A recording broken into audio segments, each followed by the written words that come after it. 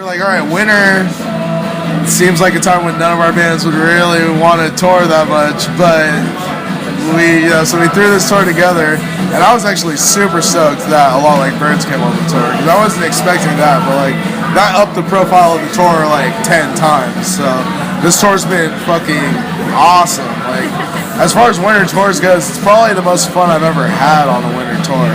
So it's been really cool. Just like, the show's been awesome.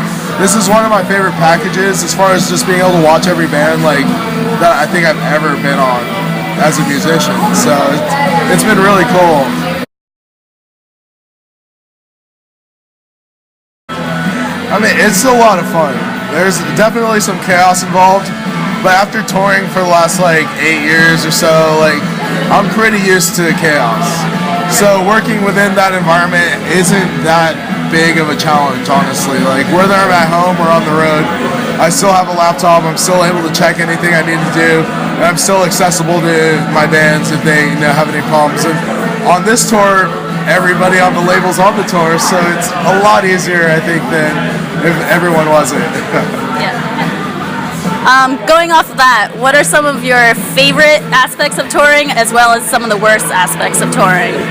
Playing the shows is my favorite. Just like, I love being on stage, I love performing, and that's definitely always been my favorite part of touring. As far as worst aspect goes, it's probably just been the weather on this tour, especially driving in the snow, because you feel like you're gonna die. And I don't like feeling like I'm gonna die. I got a lot of life left in me. And I'm older than 27. If I died at 27, maybe that's okay. I joined the 27 club, become a legend, all good. But 28, nothing good happens to you if you die at 28.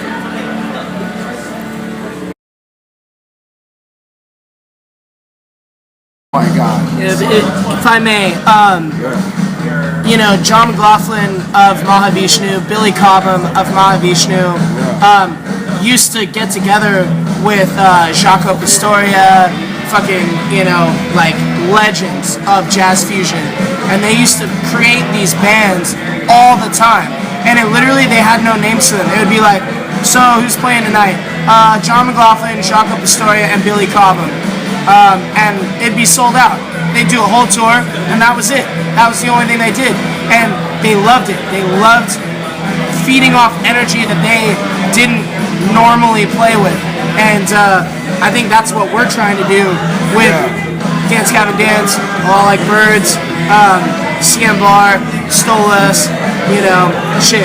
You know what I mean? We're trying to create this you know, this base of music to just keep making it bigger and bigger and bigger. Just like a new scene of people like that who are just all really good and are friends and could play shows together and just Kill like... the Sun as well, sorry. Yeah, just...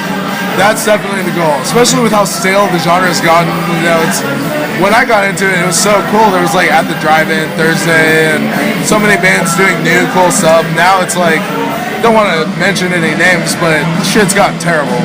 So like, yeah, I started my label and I just want to put bands out there and tour with bands that are actually awesome and like trying to do something to progress the genre rather than just cash in on what's already been done.